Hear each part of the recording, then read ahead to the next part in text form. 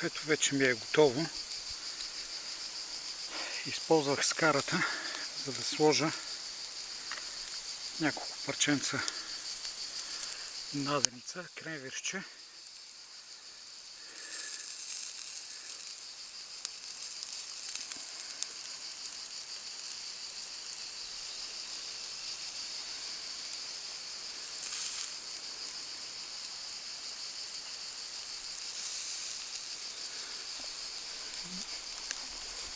Каква вкусотия се очертава.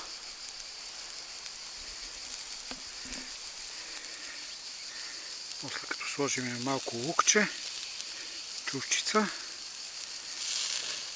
Това не е барбекю, но пък за сметка на това един човек в полеви условия може да си спретне нещо доста приятно за хапване.